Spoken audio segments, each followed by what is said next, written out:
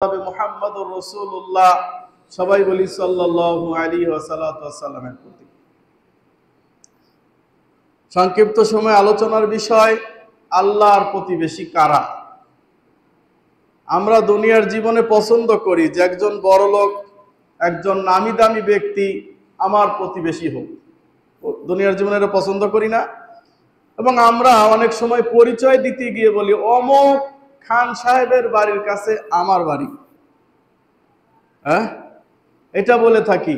প্রতিবেশী আমরা এইভাবে পরিচয় দেই যে এই প্রতিবেশী যত বেশি বড়লোক অথবা যত বেশি সে আপনার সমাজের কাছে খুব পরিচিত, দেশের কাছে পরিচিত, রাষ্ট্রের কাছে পরিচিত, আমরা সর্বদাই চাই যে অমুক প্রতিবেশী যেন আমার প্রতিবেশী হয় এবং আমি তার ঠিকানা মোতাবেক আমি তার নামে নাম রাখতে পারি বা আমি পরিচয় দিতে পারি।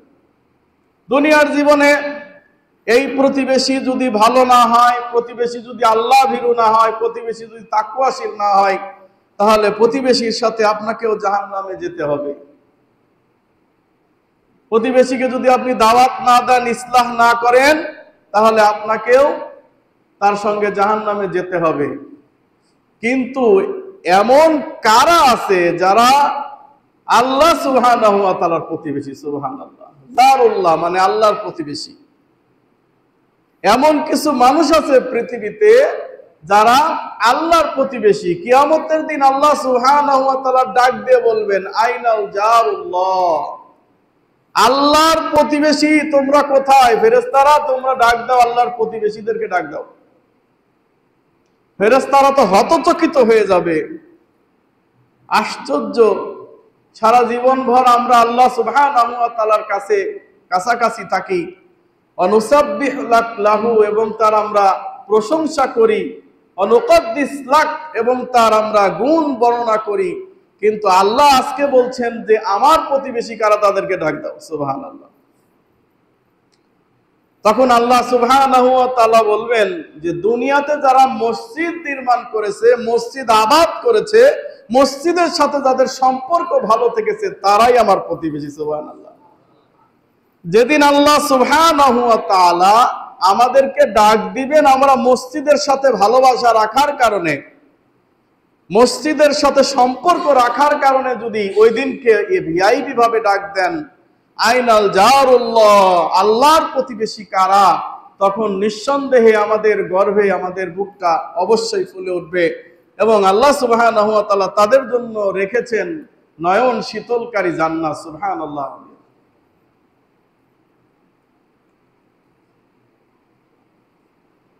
ইবনে মাসউদ রাদিয়াল্লাহু তাআলা আনহু থেকে বর্ণিত, রাসূল সাল্লাল্লাহু আলাইহি সাল্লাম বলেন, হাদিসটির উল্লেখ রয়েছে তিরমিজি মিশকাত মন গলানো উপদেশমালা অধ্যায়ের 5117 নম্বর হাদিস। রাসূল সাল্লাল্লাহু আলাইহি ওয়াসাল্লাম বলেন, ইয়াউমাল কিয়ামাতে কদম ইবনে আদম লা তাজুলু কদম ইবনে আদম হাত্তা ইউসআলু আন খামস। কিয়ামতের মাঠে আদম সন্তানের পা এক চুল নড়তে পারবে না, এক কাট অগ্রসর হতে পারবে না, এক কদম আগাতে পারবে না, হাত্তা ইউসআলু আন খামস, যতক্ষণ পর্যন্ত না বনি আদম 5টি প্রশ্নের উত্তর না দিতে পারবে। 5টি প্রশ্নের উত্তর না দেওয়া পর্যন্ত আদম সন্তানকে এক পা অগ্রসর হতে দেওয়া হবে না। সেদিন তামার মতো জমিন, যেই সূর্য লক্ষ কোটি উপরে আমাদের রয়েছে, সেই সূর্য সেদিন 1 কিলোমিটার নিচে চলে আসবে। এখন বর্তমানে লোহা যদি আপনি গলাতে চান তো 200 ডিগ্রি ফারেনহাইট তাপমাত্রা দিলে লোহা পর্যন্ত গলে যায় না? সূর্য আল্লাহ সুবহানাহু ওয়া তাআলা কি পরিমাণ তাপ দিয়ে রেখেছেন, সেদিন 70টা মুখ দিয়ে তাপ দেওয়া হবে, জমিনটা তামার জমিন হয়ে যাবে। সেই তামার জমিনের মধ্যে দাঁড়িয়ে যাবে এবং নিজের ঘামে কেউ বুক পর্যন্ত, কেউ নাক পর্যন্ত, কেউ কান পর্যন্ত নিজের ঘামে ডুবে যাবে। এই পরিস্থিতির মধ্যে আল্লাহ সুবহানাহু ওয়া তাআলা বান্দাকে 5টা প্রশ্ন করবেন। এই 5টা প্রশ্নের উত্তর না দেওয়া পর্যন্ত বান্দা এক পা অগ্রসর হতে পারবে না। এক নাম্বার প্রশ্ন, আন উমুরিহি ফিমা আফনাহু, তোমার 65 বছরের জীবন, 60 বছরের জীবন, 80 বছরের জীবন, 100 বছরের জীবন, আমি তোমাকে একটি জীবন দান করেছিলাম। বান্দা, তুমি তোমার এই জীবনে কি করেছিলে আজকে তার হিসাব দিয়ে যাও। 60 বছর, 65 বছর, 100 বছরের একটা জিন্দেগানি আমি তোমাকে দান করেছিলাম। বান্দা, তুমি আজকে এই হিসাবটা দিয়ে যাও। তোমার জীবনের হিসাব কিভাবে দিব বলেন? দিতে পারবো? আল্লাহ বলেন ইব্রাহিম সূরা 14 নম্বর সূরার 8 নম্বর আয়াতে, ওয়া ইন তাউদ্দু নি'মাতাল্লাহি লা তুহসুহা, বান্দা তুমি যদি সারা জীবন চেষ্টা করো আমার অনুগ্রহ রাজি, আমার করুণা, আমার দয়া গণনা করে কখনো শেষ করতে পারবে না। আমি তো তোমাদেরকে কি নিয়ামত দিয়েছিলাম সেই নিয়ামতের শুকরিয়া করে কোনোদিন শেষ করতে পারবে না। এই যে আমাদের মাথা, ব্রেন, এই ব্রেনের ভিতরে এত অসংখ্য ভেইন আছে, সংযুক্ত তার আছে, ছোট্ট ছোট্ট তার, যা খালি চোখে দেখাই যায় না।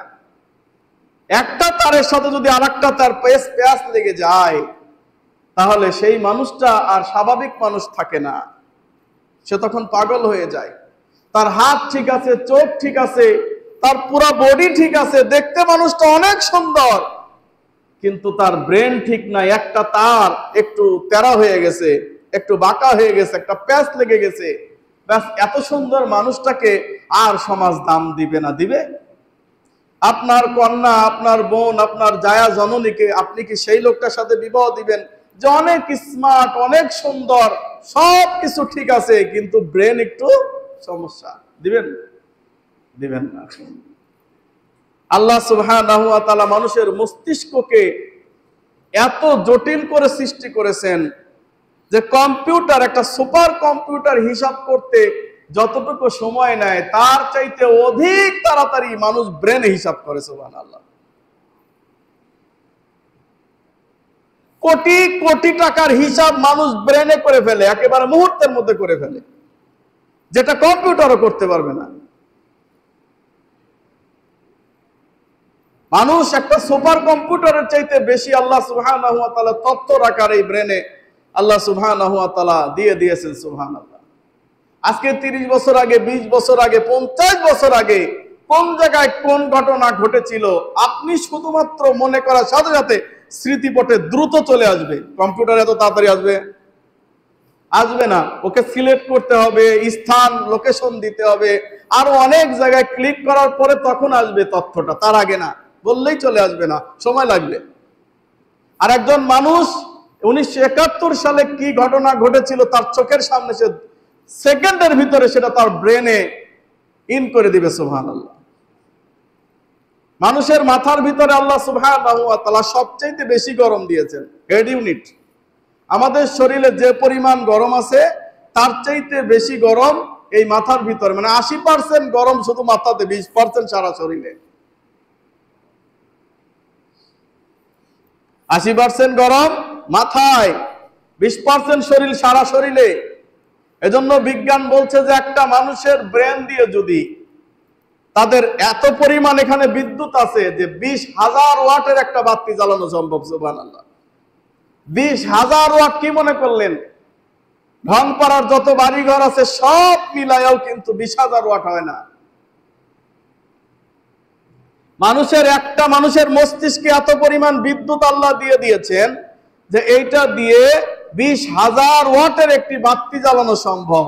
সুবহানাল্লাহ। আল্লাহ কি নিয়ামত দিয়েছেন, সামান্য একটা মাথার ভিতরে কি নিয়ামত দিয়েছেন। আল্লাহ এই জন্য বলছেন ওয়াইন তাউদ্দু নি'মাতাল্লাহি লা তুহসুহা, বান্দা সারা জীবন তুমি আমার অনুগ্রহ, রাজি, দয়া গণনা করে কখনো শেষ করতে পারবে না।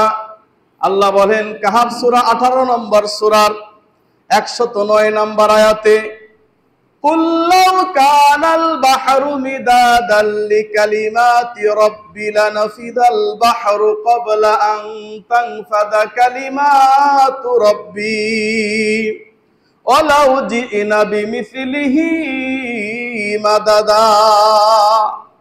বান্দা, তোমার সারাটা জীবন ধরে যদি এই পৃথিবীর সমস্ত বৃক্ষকে তুমি কলম বানিয়ে দাও, আর পৃথিবীর যত পানির উৎস আছে, যত সমুদ্র আছে, যত নদী নালা আছে, যত খাল বিল আছে, সবগুলাকে যদি বান্দা তুমি কালি বানিয়ে দাও, তবু তোমার মহান প্রতিপালক আল্লাহ সুবহানাহু ওয়া তাআলার শুকরিয়া করে, তার গুণ বর্ণনা করে তুমি লিখে কোনোদিন শেষ করতে পারবা না। এজন্য বান্দা, তুমি প্রত্যেকটি কাজে শুকরিয়া করো, সুবহানাল্লাহ বলো, আলহামদুলিল্লাহ বলো, আল্লাহু আকবার বলো, আলহামদুলিল্লাহ আলা কুল্লি হাল বলো। আল্লাহ যেভাবে রেখেছো সেভাবেই সুখী আছি আল্লাহ। আল্লাহর অশুকরিয়া করো না। আল্লাহ বলেন বাকারা সূরা 1 নম্বর 2 নম্বর সূরার 152 নম্বর আয়াতে, লা ইন শাকারতুম লা আযীদান্নাকুম ওয়া লা ইন কাফারতুম ইন্না আযাবি লাশাদীদ। বান্দা, লা ইন শাকারতুম, তুমি যদি আমার শুকরিয়া করো, লা আযীদান্নাকুম, আমি আল্লাহ তোমাদেরকে বাড়িয়ে দেব, তোমাদেরকে আরো দেব। তুমি যদি আমার শুকরিয়া জ্ঞাপন করো, আমি তোমাকে আরো দেব। ওয়া লা ইন কাফারতুম, আর যদি তুমি কুফরি করো, আমাকে অস্বীকার করো, তাহলে আমি তোমাকে দিব না এবং তোমাকে অশান্তির মধ্যে রাখবো, এবং তোমার জন্য কঠিন আযাবের ব্যবস্থা রয়ে গেছে। রাসূলুল্লাহ সাল্লাল্লাহু আলাইহি ওয়াসাল্লাম বলছেন যে ব্যক্তি দ্বীনের জন্য কাজ করে, ইসলামের জন্য কাজ করে, আল্লাহ সুবহানাহু ওয়া তাআলা তার দুই চোখে তাকে আল্লাহ তাআলা ধনী করে দেন। অর্থাৎ তার দুই চোখ দিয়ে যা দেখে সে আল্লাহর শুকরিয়া জ্ঞাপন করে, এবং সে কখনো দরিদ্র হয় না, অর্থাৎ তার কখনো হাউতাশ থাকে না। আল্লাহ তাকে হায়াতান তাইয়্যিব, একটা পবিত্র জীবন দান করেন, যেই জীবনে আল্লাহ সুবহানাহু ওয়া তাআলা তাকে যতটুকু রিজিক দিয়েছেন অতটুকু রিজিকে সে সন্তুষ্ট থাকে, এতটুকু রিজিকই তার জন্য সাফিসিয়েন্ট, যথেষ্ট হয়ে যায়। সুবহানাল্লাহ। আর আল্লাহ বলছে যে দ্বীনের জন্য সময় দান, অর্থাৎ ইসলামের জন্য, শরীয়তের জন্য, আল্লাহর জন্য যার সময় হয় না, এই ব্যক্তির চোখে আমি দারিদ্রতা ভরে দেই। সে তখন দুই চোখ দিয়ে খালি দারিদ্রতা দেখে। একটা বাড়ি হয়েছে আর একটা বাড়ি করতে হবে, আর একটা বাড়ি হয়েছে আর একটা বাড়ি করতে হবে। দেখবেন যে একটা লোক টিন দিয়ে 20টা রুম করছিল, প্রতি মাসে 50-60 হাজার টাকা ভাড়া পেত। তো ওই টাকা দিয়ে দেখা গেল সব খরচা খরচ বাদে প্রতি মাসে 10 থেকে 20 হাজার টাকা তার থেকে যেত। এখন সে চিন্তা করলো যে না, এই টিনের ঘর রাখবো না, এখন আমি একটা ফ্ল্যাট করব। তো ফ্ল্যাট করব, আমার কাছে তো এত টাকা নাই, তাহলে কিছু টাকা ব্যাংক থেকে লোন করি। তাহলে ব্যাংক থেকে লোন করা হলো, এইবার টাকা নিজের কাছে নাই, ব্যাংক থেকে লোন করা হলো, এবার 5 তলা উঠে গেল। ওঠার পরে এইবার লোকটার অভাব শুরু হয়ে গেল। হয় কি হয় না? প্রতি মাসে ব্যাংকের কিস্তি, তারপরে এই সমস্যা সেই সমস্যা থাকতেই থাকে। লোকটা কি অসুস্থ, লোকটা ঠিক অসুস্থ, প্রতিযোগিতার কারণে লোকটা এখন দরিদ্র হয়ে গেল। যদিও দেখা যাচ্ছে যে সে বড় লোক হয়ে গেছে, আগে টিনের ঘর ছিল, এখন 5 তলা। 5 তলার লোন 5-7 বছরে বা 12 বছরে শেষ হয়ে গেল। সেইবার চিন্তা করলো, এক বাড়িতে সন্তুষ্ট, কষ্ট করছি, আর একটা ফ্ল্যাট তৈরি করলো। করার পরে এবার অভাব তাকে আরো পেয়ে বসলো। তার চোখ কখনো ভরে না।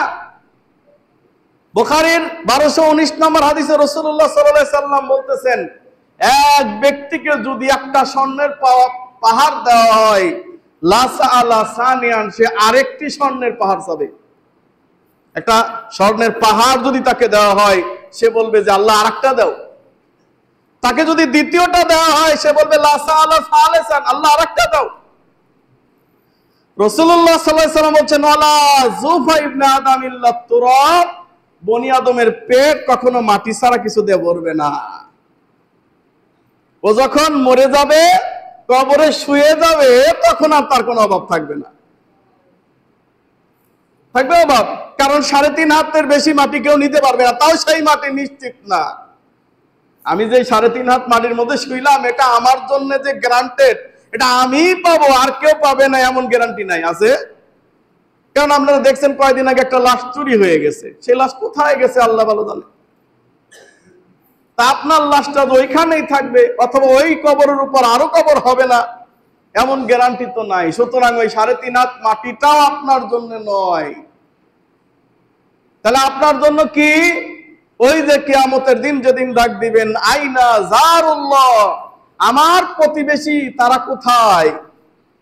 যারা মসজিদের সাথে মহব্বত রেখেছিল, যারা মসজিদকে ভালোবেসেছিল, মসজিদ নির্মাণে প্রতিযোগিতা করেছিল, মসজিদ নির্মাণে নিজের সাহায্য সহযোগিতা দিয়ে, আপনার কায়িক পরিশ্রম দিয়ে, টাকা পয়সা দিয়ে সহযোগিতা করেছিল, মসজিদের সাথে ভালোবাসা অটুট রেখেছিল, কিয়ামতের দিন আল্লাহ সুবহানাহু ওয়া তাআলা ডাক দিয়ে বলবেন, আইনা জারুল্লাহ, আমার সেই প্রতিবেশীরা কোথায়?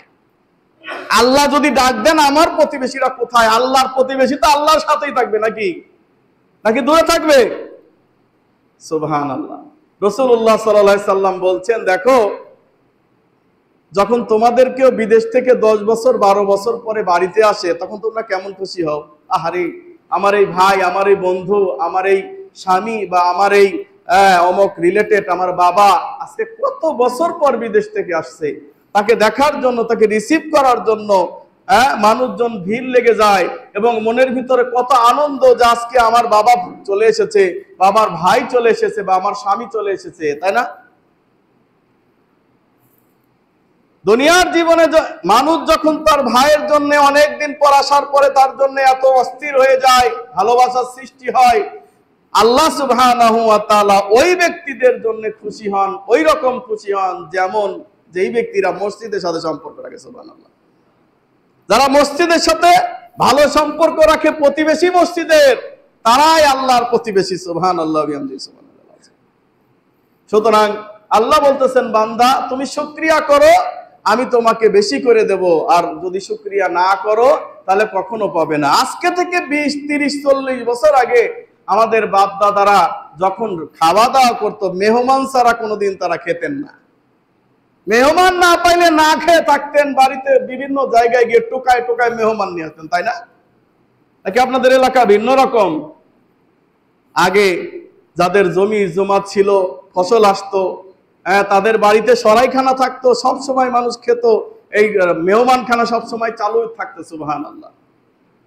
আর আজকে আমাদের পরিস্থিতি কি? যত টাকা পয়সা হচ্ছে, যত কিছু হচ্ছে, ততই আমরা কৃপণ হয়ে যাচ্ছি, ততই আমরা মেহমানদারিতা থেকে, বিভিন্ন দিক থেকে আস্তে আস্তে সরে আসতেছি। আমরা আত্মকেন্দ্রিক হয়ে যাচ্ছি, সমাজ কেন্দ্রিক না হয় আত্মকেন্দ্রিক হয়ে যাচ্ছি। এমন বাড়ি করেছে, গত পরশুদিন ফেসবুকে দেখলাম যে ফকির ভিক্ষা নিতে গিয়ে তার 4টা না 5টা কুকুর তাকে কামড়ে দিয়েছে। ওই মহিলা একটা নায়িকা নাকি, আমি জানি না, শুনছি যে নায়িকা, কোন নায়িকা তা আমি বলতে পারবো না। ওই মহিলার কাছে যখন যাওয়া হলো যে আপনার কুকুর একে কামড় দিয়েছে, একে ইনজেকশন দিতে হবে, এর খরচাপাতি কিছু দেন, সে বলল যে আমি এখানে কুকুর রেখেই যাতে ফকির ভিক্ষা করতে না আসতে পারে। আইলো কেন? সিকিউরিটি দিয়ে 100টা টাকা পাঠিয়ে দিছে। পরে যে লোকটা নিয়ে গেছিল টাকাটা ফেরত দিয়ে তাকে হাসপাতালে নিয়ে গিয়ে ইনজেকশন দিয়ে এনে এসেছে। আজকে আমাদের মানবতা কোথায় গিয়ে ঠেকেছে বলেন? এমন চাকচিক্য বাড়ি করে রেখেছে, এমন গেট, ওর ভিতর ফকির ঢুকতেই পারবে না, ফকির নিষিদ্ধ। এই অবস্থা আমরা করে রেখেছি, কিন্তু আমরা একটাবার চিন্তা করি না যে এই দুনিয়া থেকে আমাদেরকে চলে যেতে হবে। এই যে বাড়ি, এই যে গাড়ি, এই যে নারী, এগুলা কিচ্ছু নিয়ে যেতে পারবো না, সব আমাদেরকে রেখে চলে যেতে হবে। কিন্তু এটার প্রতি আমাদের ভালোবাসা অন্ধ করে দিয়েছে আমাকে,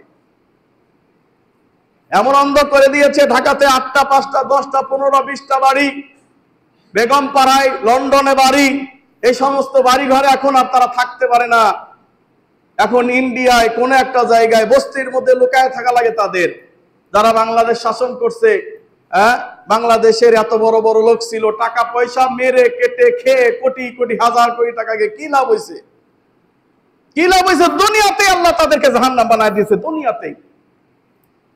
দুনিয়ায় জাহান্নাম বানায় দিয়েছে। আর যারা আল্লাহর জন্য করেছে, দ্বীনের জন্য করেছে, এতিম মিসকিনদের জন্য করেছে, দরিদ্রের জন্য করেছে, আল্লাহ তাদেরকে দুনিয়াতেই মনের ভিতরে জান্নাত তৈরি করে দিয়েছেন, মনের ভিতর তাদের সুবাতাস বয়ে চলে। সুবহানাল্লাহ ওয়া বিহামদিহি সুবহানাল্লাহিল আযীম। সুতরাং ভাই এবং বন্ধুগণ, আমরা কেউ কিছুই নিয়ে যেতে পারবো না। এবার আসেন, আল্লাহ সুবহানাহু ওয়া তাআলা সেদিন কিয়ামতের দিন 5টা প্রশ্ন না জবাব না দেওয়া পর্যন্ত একটা মানুষকে অগ্রসর হতে দিবেন না। 1 নাম্বার প্রশ্ন, আন উমুরিহি ফি মা আফনাহু, তোমার 60 বছর, 65 বছর, 100 বছরের জিন্দেগানি আমি তোমাকে দান করেছিলাম, সেই 100 বছর 65 বছরের হিসাব তুমি দিয়ে তারপর জান্নাতে যাও। পারবো? বলেন, আমার জীবনের সম্পূর্ণ হিসাব আমি আল্লাহর কাছে দিতে পারবো? পারবোই না। এরপর আল্লাহ বলবেন, বান্দা ঠিক আছে যাও, সহজ করে দিলাম, সারা জীবনের হিসাব দেওয়া লাগবে না। তোমার জীবনের ভিতরে যে একটা যৌবনকাল ছিল, 20 বছর বা 25 বছর সর্বোচ্চ একটা যৌবনকাল ছিল, সেই যৌবনকালের হিসাব দিয়ে তুমি আমার জান্নাতে চলে যাও। আন শাবাবিহি ফিমা আবলাহু, তোমার যৌবনকালে তুমি কি করেছিলে সেই হিসাব দিয়ে তুমি আজকে জান্নাতে চলে যাও। দেওয়া যাবে? যৌবনকালের হিসাব দেওয়া যাবে? যৌবনকালে আমরা সবচেয়ে বেশি খারাপ কাজ, অন্যায় কাজে সংগঠিত হয়ে থাকি। নিজের শরীরে শক্তি বল অনেক থাকে, সেই কারণে আমরা কিছু মনেই করি না। এই সময় আমরা সবচেয়ে বেশি আল্লাহর নাফরমানি করে থাকি। কিন্তু ওই যুবক, যে যুবক আল্লাহর ভয় কেঁদেছে, আল্লাহর ভয় ইবাদত বন্দেগী করেছে, কিয়ামতের মাঠে সেদিন কোনো ছায়া থাকবে না একমাত্র আল্লাহর ছায়া ব্যতীত। সেদিন আল্লাহর ছায়া তলে ওই যুবক অবস্থান গ্রহণ করবে, যেই যুবক আল্লাহর ইবাদতে আত্মনিয়োগ করেছিল, যৌবন বয়সে আল্লাহর ইবাদত করেছিল, সেই ব্যক্তি আল্লাহ সুবহানাহু ওয়া তাআলার ছায়া তলে সেদিন অবস্থান করবে। ওয়ালা তাহজানু, তার কোনো চিন্তা থাকবে না, ওয়ালা খাউফুন, তার কোনো ভয় থাকবে না। বলেন সুবহানাল্লাহ। আল্লাহ বলবেন, ঠিক আছে, যৌবনকালের হিসাবও তুমি দিতে পারলা না, 3 নাম্বার প্রশ্নের জবাবটা দাও। ওয়া আন মালিহি আইনা কাসাবাহু ওয়া ফিমা আনফাকাহু, তুমি কোথা থেকে ধন সম্পদ অর্জন করেছিলে এবং কোথা থেকে তা ব্যয় করেছিলে, কোথায় ব্যয় করেছিলে? তুমি যে ধন সম্পদ অর্জন করলা, এটা হালাল ছিল না হারাম ছিল? মিসাল কি তরফে, আপনি জমিতে ধান উৎপন্ন করেছেন, আর সেটা যদি প্রাকৃতিক ভাবে আল্লাহর বৃষ্টি দিয়ে হয়, সেচ না দেওয়া লাগে, তাহলে সেটা ওসর, অর্থাৎ 10 মনে 1 মন ওসর দেওয়া লাগবে। এটা জাকাত। কিসের জাকাত? ফজলের জাকাত। আর যদি নিজের সেচ দেওয়া লাগে, বীজ দেওয়া লাগে, বিভিন্ন পরিশ্রম করতে হয়, তাহলে 20 মনে 1 মন দেওয়া লাগবে। 20 মনে কয় মন? 20 মনে 1 মন দেওয়া লাগবে। আপনি দিলেন না। বলেন, আপনার হালাল যে ইনকাম যে 19 মন, সেটা 1 মনের কারণে হারাম হয়ে গেল।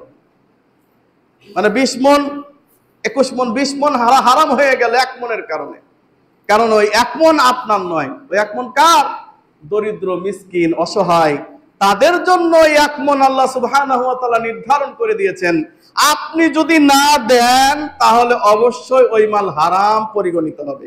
এমনকি যা আপনি নিয়ে গেছেন সম্পূর্ণটা হারাম হয়ে যাবে। অনেক সময় টমেটো, পেঁপে বা অনেক ফসল আছে না, দেখবেন যে একটা ফল সাথে পচে গেছে, আর একটা ফল ভালো আছে, তো আমরা কি করি? ওই পচা ফলটাকে ভালো ফলের সাথে রেখে দেই, নাকি? কথা কয় না? কেন রাখি না? কেন রাখি না? কারণ ওই ভালোটাও নষ্ট হয়ে যাবে পচার কারণে। পচার কারণে কি হবে? ভালোটাও নষ্ট হয়ে যাবে, এই জন্য ওই পচাটা ফেলে দেই, যাতে অন্তত এটা ভালো থাকে। তাহলে আপনি যে ওষুধ দিচ্ছেন, ওষুধ দিতে গিয়ে যদি আপনি 20 মনে 1 মন ধান না দেন, তাহলে ওই পচার মতো অবস্থা হবে, আপনার সম্পূর্ণ মাল হারাম পরিগণিত হয়ে যাবে। সাবধান। এখন আপনি হালালি খান, কিন্তু ওই কাজ করার কারণে পুরোটা হারাম হয়ে গেছে। আল্লাহ কিয়ামতের দিন জিজ্ঞাসা করবেন, বান্দা তুমি যে ইনকাম করেছিলে, আয় করেছিলে, সেই আয়টা কোন পথে করেছিলে? হারাম পথে করেছিলে না হারাম পথে, হালাল পথে করেছিলে? ট্রাইব্যুনালে বিচার শুরু হয়েছে। স্ত্রীর নামে কোটি কোটি টাকার সম্পদ দিয়ে রেখেছে, নিজের নামে কোটি কোটি সম্পদ। যখন 2 জনকে টেনে হেঁচড়ে জেলখানায় নেওয়া হচ্ছে, তখন মহিলাটা বলছে, আমার কি অপরাধ? আমার স্বামী আমাকে ইনকাম করে দিয়েছে, আমি গ্রহণ করেছি, আমার কি অপরাধ? আর কোনো অপরাধ নাই। বলেন, আপনি যে ইনকাম করে আপনার সন্তানকে খাওয়াচ্ছেন, আপনার স্ত্রীকে খাওয়াচ্ছেন, আপনার বাড়িতে আপনি বিভিন্ন কাজ কাম করতেছেন, কিয়ামতের দিন এরা সম্পূর্ণ অস্বীকার করবে যে আল্লাহ আমরা ওদের অধীনস্থ ছিলাম, আল্লাহ ও কিভাবে কামাই করে খেয়েছে এটা আমাদের তো আর দেখার বিষয় না। অতএব ওরেই জাহান্নামে নিয়ে যাও, আমাদেরকে জাহান্নাম থেকে বাঁচাও। তাহলে আপনি আপনার প্রিয় সন্তানের জন্য, স্ত্রীর জন্য এই যে সম্পদের পাহাড় গড়তেছেন, এই সম্পদের পাহাড় গড়ে কোনো লাভ নাই, কারণ এর হিসাব আপনাকে প্রতি পয়েন্ট দিতে হবে, আপনার সন্তানকে নয়, আপনার স্ত্রীকে নয়, আপনাকেই দিতে হবে। সুতরাং সাবধান। তাহলে আপনার ওই মালটাকে হালাল পথে উপার্জন করেছিলেন কিনা সেটা আল্লাহ সুবহানাহু ওয়া তাআলা জিজ্ঞাসা করবেন। এবার আসেন দ্বিতীয় প্রশ্ন। এই একই প্রশ্নের আরেকটি বলা হয়েছে যে তুমি যে ইনকামটা করলে ভালো কথা, হালাল পথেই করছো, মা ধরে নিলাম, তো এটা তুমি ব্যয় করেছো কিভাবে? কিভাবে ব্যয় করেছো? আল্লাহর পথে ব্যয় করেছো না আল্লাহর বিরোধীদের পথে ব্যয় করেছো? আচ্ছা, কোন একটা লোক যদি এই কথা বলে আল্লাহু আলা কুল্লি মাকান, আল্লাহ সর্বত্র বিরাজমান, তাহলে এই কথাটা কুফরি হবে না? অবশ্যই কুফরি হবে। কেউ যদি বলে আল্লাহ নিরাকার, আল্লাহর কোনো আকার নাই, কুফরি হবে না? তো জবাবটা আল্লাহ কোরআনে দিছে কিনা? আল্লাহর আকার আছে কিনা? আল্লাহ সর্বত্র বিরাজমান কিনা? আল্লাহ জবাব কোরআনে দিছে না? আল্লাহ কোরআনে স্পষ্ট জবাব দেওয়ার পরে আমি আপনার জবাব দেওয়ার কোনো জায়গা নাই। এখন বাংলাদেশের যত আলিয়া মাদ্রাসা আছে, প্রত্যেকটি মাদ্রাসাতে টেক্সট বুকে লেখাই আছে আল্লাহ সর্বত্র বিরাজমান, আল্লাহর আকার নাই। এগুলো শেখানো হয় কি হয় না? আকায়েদ ফিকাতে কথা বলেন, শেখানো হয়। আপনি ওই শিক্ষা ব্যবস্থাকে বলতেছেন যে মাদ্রাসা তো ওই জায়গা আছে একটা, এই জায়গা আছে একটা, আর মাদ্রাসার কি দরকার? কিন্তু সহিহ আকীদার মাদ্রাসা, যেটা কোরআন এবং সুন্নাহ, আল্লাহ এবং তার রাসূল যা বলেছেন সঠিক কথাটা শিক্ষার জন্য মাদ্রাসার দরকার আছে না? তাহলে যেই মাদ্রাসাতে কুফরি শেখানো হচ্ছে, আল্লাহর সাথে শিরিক সাব্যস্ত করানো হচ্ছে, সেই মাদ্রাসার শিক্ষা আল্লাহর কাছে কোনো দাম নাই? আছে। আল্লাহর কাছে ওই দাম আছে, আল্লাহর কাছে হকপন্থী সহিহ আকীদার লোকের দাম আছে।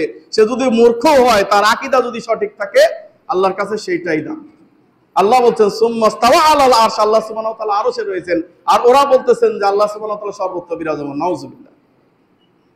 আর আল্লাহ তাআলা নিজের আকার সম্পর্কে বলেছেন লাইসা কামিসলিহি শাইউন ওয়া হুয়াস সামিউল বাসীর, আল্লাহর মতো দেখতে কিছু নয়, তবে তার হাত আছে, পা আছে তার মতো, সেটা আল্লাহ নিজেই স্পষ্ট করে বলে দিয়েছেন।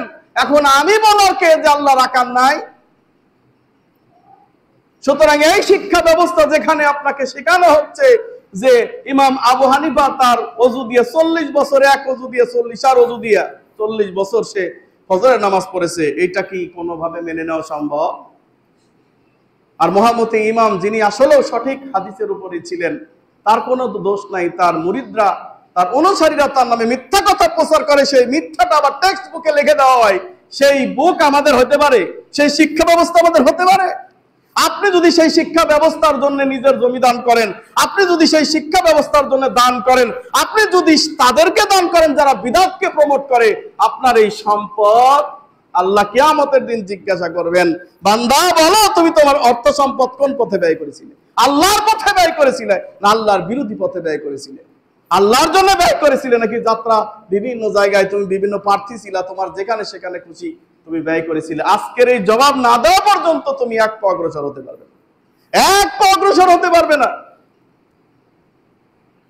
সুতরাং সাধু সাবধান, আপনার এই সম্পদ কোথায় ব্যয় করতেছেন এ ব্যাপারে কিয়ামতের মাঠে আল্লাহ সুবহানাহু ওয়া তাআলা জিজ্ঞাসা করবেন।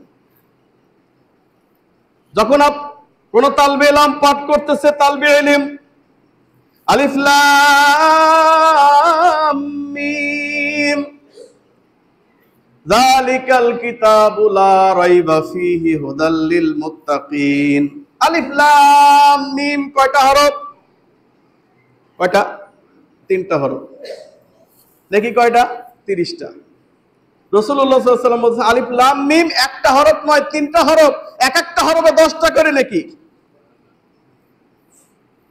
সুতরাং কেউ যদি একবার আলিফ লাম মিম বলে 30টা নেকি হয়, অথচ আলিফ লাম মিমের অর্থ আমরা জানি না।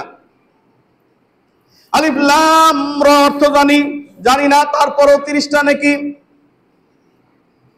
ইয়াসিন অর্থ জানি, তারপরও 20টা নেকি। এখন ছোট ছোট বাচ্চারা মক্তবে আসতেছে, মাদ্রাসায় লেখাপড়া করতে আসতেছে, যাদের বয়স এখনো বালেগ হয় নাই, বলতেছে সুবহানাল্লাহ, আলহামদুলিল্লাহ, আল্লাহু আকবার, লা ইলাহা ইল্লাল্লাহ। সর্বদা গুলে গুলজার কল আল্লাহ কল রাসূল চলতেছে 24 ঘন্টা 24 আওয়ার্স।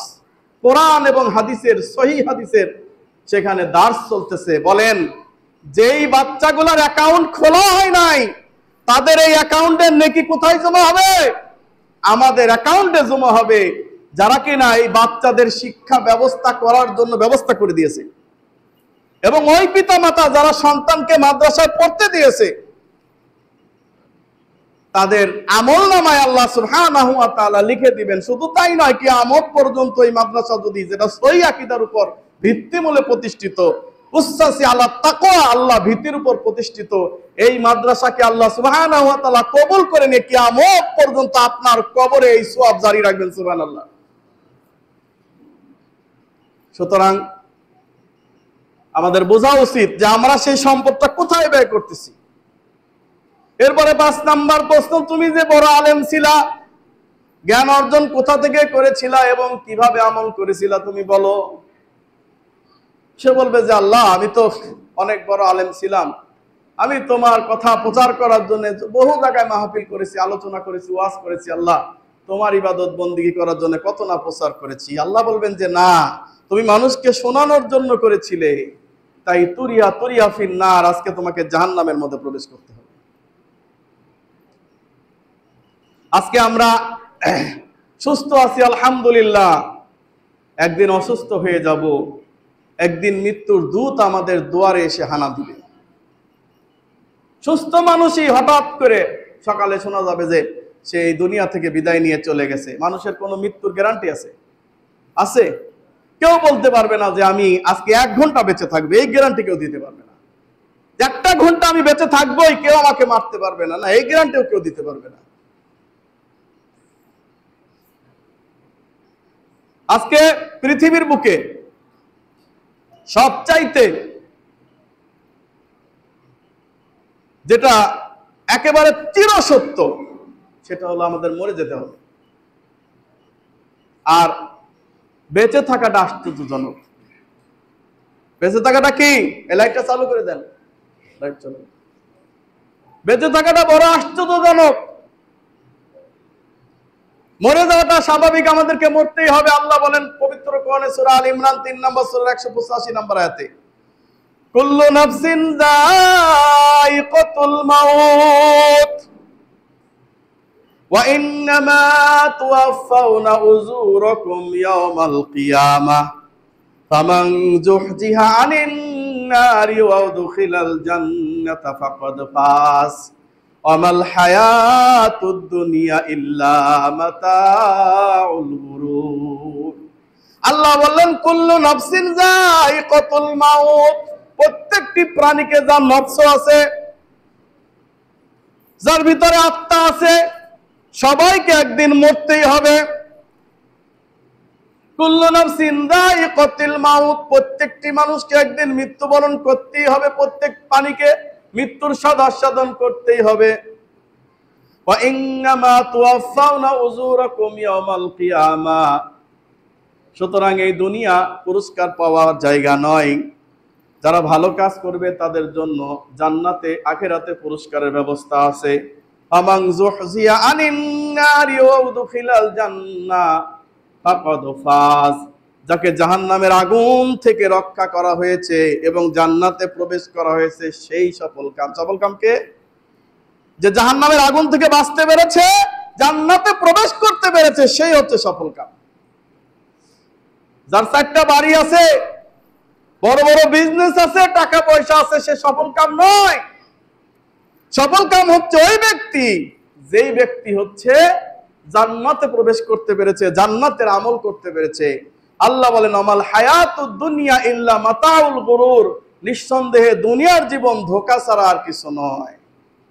আল্লাহ বলেন পবিত্র কোরআনে সূরা মুনাফিকুন 63 নম্বর সূরা 9, 10, 11 নম্বর আয়াতে আল্লাহ বলেন, ইয়া আইয়ুহাল্লাযীনা আমানু লা তুলহিকুম আমওয়ালুকুম ওয়ালা আওলাদুকুম আন যিকরিল্লাহ।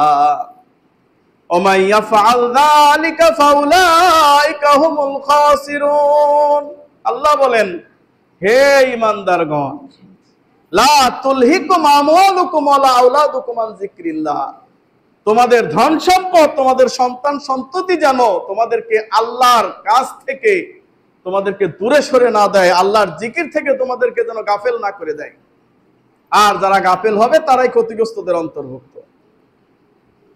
ওয়ানফিকু মিম্মা রাযাকনাকুম মিন ক্বাবলি আইয়াতিয়া আহাদাকুমুল মাউত, তাই মৃত্যুর আগেই দান করো, আল্লাহর রাস্তায় মৃত্যুর আগেই দান করো।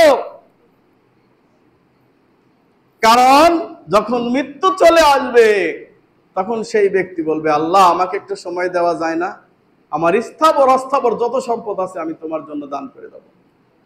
ফায়াকুল রাব্বি লাউলা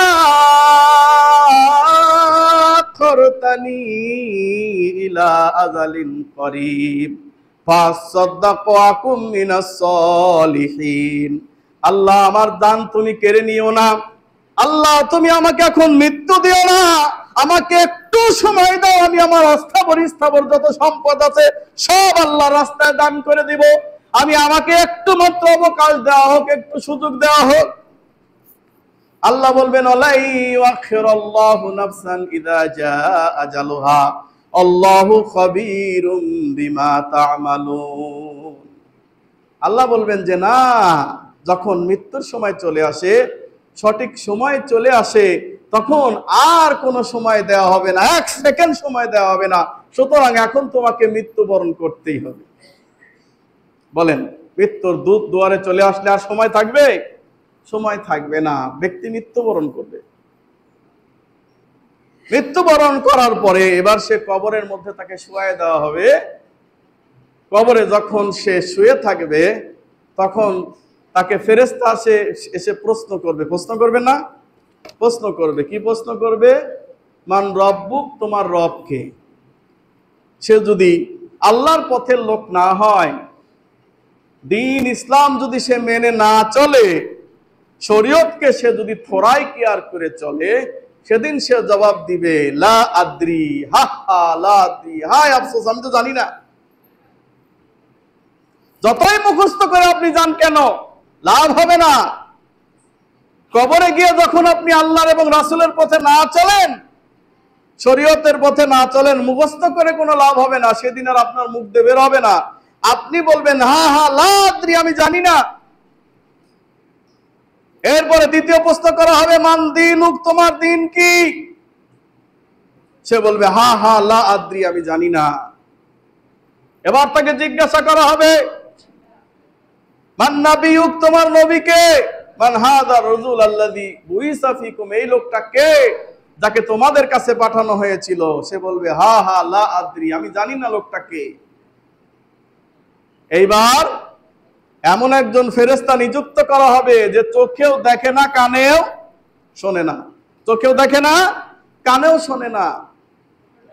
তার মাথার মধ্যে এমন একটা প্রহার করবে, রাসূলুল্লাহ সাল্লাল্লাহু আলাইহি সাল্লাম বলেন, উহুদ পাহাড়কে যদি এই প্রহারটা করা হতো, এই বাড়িটা দেওয়া হতো, উহুদ পাহাড় মাটির সাথে মিশে যেত। সুবহানাল্লাহ। এই বাড়িটা যদি উহুদ পাহাড়ের উপর দেওয়া হতো, উহুদ পাহাড় মাটির সঙ্গে মিশে যেত। এই প্রহার করার পরে লোকটা এত জোরে চিৎকার করবে, লোকটা এত জোরে চিৎকার করবে, পৃথিবীর সমস্ত সৃষ্টি শুনবে ইল্লা সাকালাইন, তবে জিন আর মানুষ শুনতে পাবে না। জিন আর মানুষ ব্যতীত পৃথিবীতে যত সৃষ্টি আছে এই লোকটার আত্মচিৎকার শুনতে পাবে, মানুষ আর জিন শুনতে পাবে না।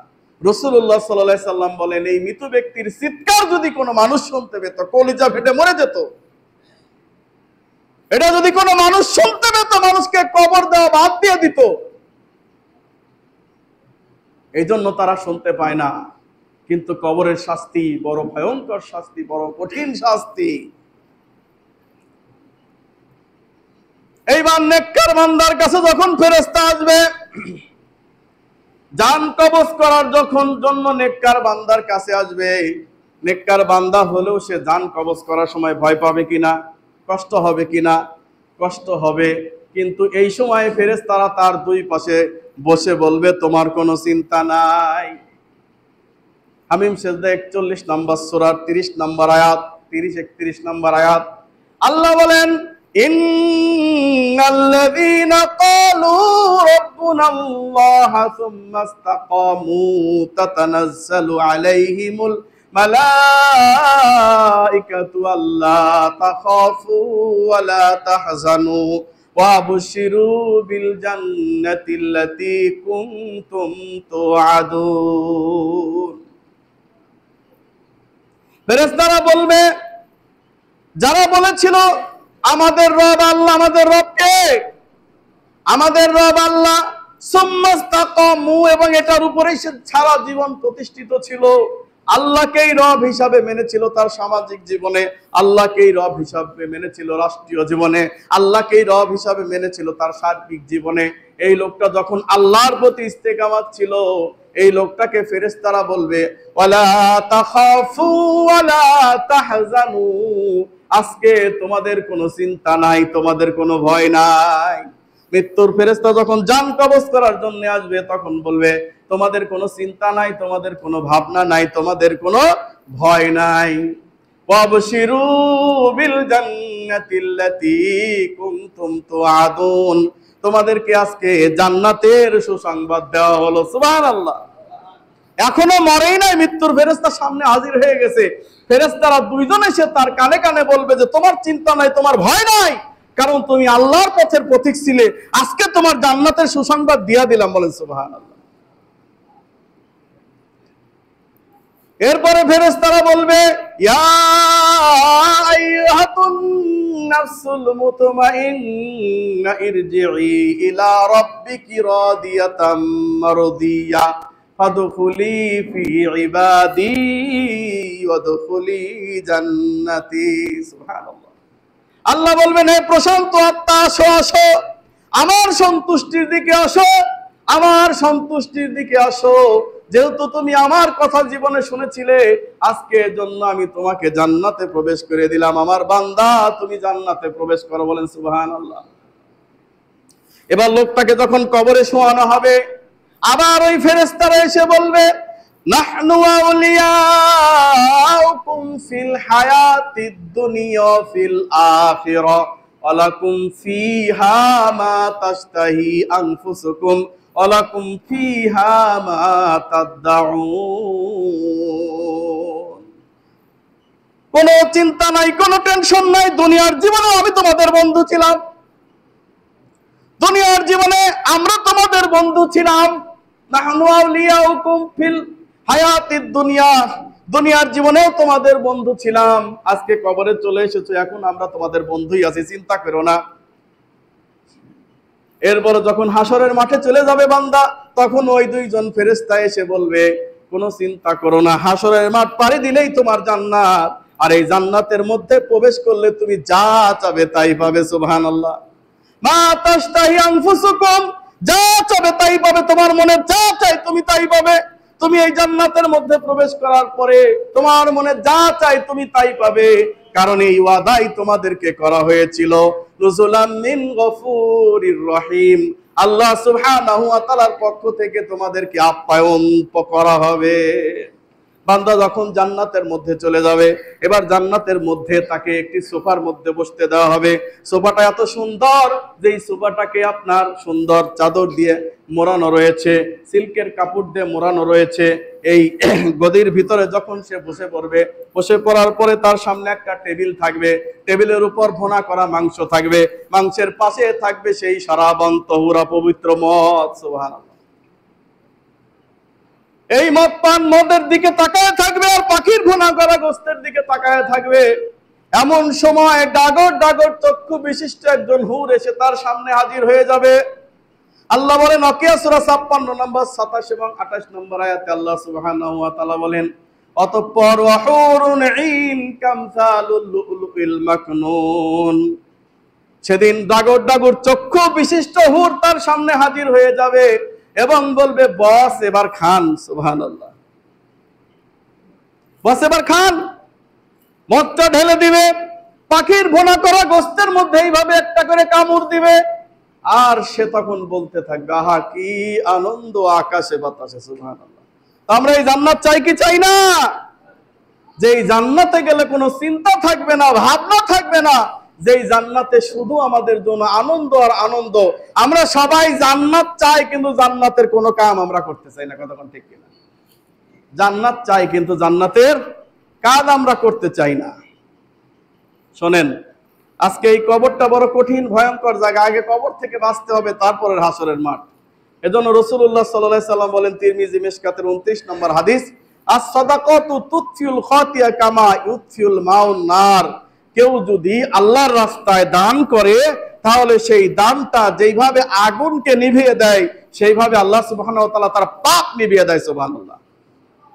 কেউ যদি আল্লাহর জন্য দান করে, আল্লাহ সুবহানাহু ওয়া তাআলা তার পাপকে এইভাবে ধ্বংস করে দেন। সুবহানাল্লাহ। রাসূলুল্লাহ সাল্লাল্লাহু আলাইহি সাল্লাম আরো বলছেন, ইন্না সাদাকাতু লা তুতফিউ আন আহলি হাররাল কুবুর। নিশ্চয়ই সাদাকা, নিশ্চয়ই দান কবরের শাস্তিকে, আযাবকে মিটিয়ে দেয়। সুবহানাল্লাহ। কবরে আযাব দিতে এসেছে, কিন্তু যদি সত্যিকার অর্থে আপনি আল্লাহর সন্তুষ্টির উদ্দেশ্যে দান করে থাকেন, কবরে আর আপনাকে শাস্তি দিতে পারবে না। ওয়া ইন্নামা ইয়াস্তাজিল্লুল মুমিন ইয়াউমাল কিয়ামাতি ফি জিল্লি সাদাকাতিহি। যেদিন কিয়ামতের দিন কোনো ছায়া থাকবে না, আল্লাহ তাআলার ছায়া থাকবে। শুধু কার? আল্লাহর ছায়া থাকবে। আর ছায়া থাকবে দানকারীর দানের ছায়া। সুবহানাল্লাহ। দুইটা ছায়া সেদিন থাকবে, একটা আল্লাহর ছায়া, একটা দানকারীর ছায়া। অথবা আল্লাহর ছায়াতেই দানকারীর ছায়া হতে পারে, আল্লাহ ভালো জানে। তো সেদিনকে, এই কঠিন কিয়ামতের দিন, এই দানকারী যারা, তাদেরকে আল্লাহ সুবহানাহু ওয়া তাআলা ছায়া দিয়ে রাখবেন। সেদিন এই কিয়ামতের মাঠে এত কষ্টকর কোনো বিষয় তার জন্য কিছু মনে হবে না। সুবহানাল্লাহ। সিলসিলা সহিহ 1840 নম্বর হাদিসে রাসূলুল্লাহ সাল্লাল্লাহু আলাইহি সাল্লাম বলেন, সাদাকাতুস সিররি তুতফিউ গাযাবার রাব। নিঃসন্দেহে কেউ যদি আল্লাহর রাস্তায় গোপনে দান করে, আল্লাহ সুবহানাহু ওয়া তাআলার ক্রোধ মিটে যায়। আল্লাহ যে তার উপর রাগান্বিত ছিল, সেই রাগ আল্লাহর মিটে যায়। সুবহানাল্লাহ বিহামদিহি সুবহানাল্লাহিল আযীম। সুতরাং আমরা আল্লাহর রাস্তায় বেশি বেশি করে দান করব। আল্লাহ সেই তৌফিক দান করুন। আল্লাহুম্মা আমিন। ভাই এবং বন্ধুগণ, আসেন আমি আপনাদের সামনে একটা কথা বলার জন্য আজকের এই খুতবাটা একটু প্রলম্বিত করলাম। সেই কথাটা হচ্ছে এই যে মসজিদের অনেক কাজ বাকি আছে, কিন্তু তার মধ্যে সবচেয়ে গুরুত্বপূর্ণ যে কাজটা, সেটা হচ্ছে আমাদের একটা বারান্দার খুবই দরকার। ঠিক না? একদিন একজন মুসল্লিকে দেখলাম যে মসজিদের মধ্যে একবার উকি দিয়ে দেখলো, আর বললে এত সুন্দর টাইলস, আর আমি তো ঘাড়ে করে এই জিনিস নিয়ে যাচ্ছি, আমার গায়ে ময়লা, এর ভিতরে ঢোকা যাবে না, ওই পাশে সালাত আদায় করে চলে যাচ্ছে। এখন বলেন তো, ওই জায়গায় যে সালাত আদায় করলো, প্রতিদিন এখানে 15 থেকে 20টা কুকুর এখানে উঠে থাকে। এটা জায়গাটা তো পবিত্র না। তো লোকটা তো আর জানে না যে জায়গাটা পবিত্র কি অপবিত্র। যেহেতু পৃথিবীর সমস্ত জমিনই মসজিদ, সেই হিসাবে তিনি সালাত আদায় করেছেন, না জানার কারণে হয়ে গেছে। কিন্তু এটা আমার মনের কাছে খারাপ লাগছে যে এটা তো ঠিক হইল না। এমন একটা বারান্দা থাকা লাগবে যেমন মসজিদে নববীর বারান্দা ছিল। মসজিদে নববীর বারান্দাতে আপনার সব সময় আহলে সুফফারা সেখানে অবস্থান করত, বিভিন্ন বাইরের মানুষ এসে সেখানে রেস্ট করত। সব সময় বারান্দার সাথে খেজুর ঝুলানো থাকতো।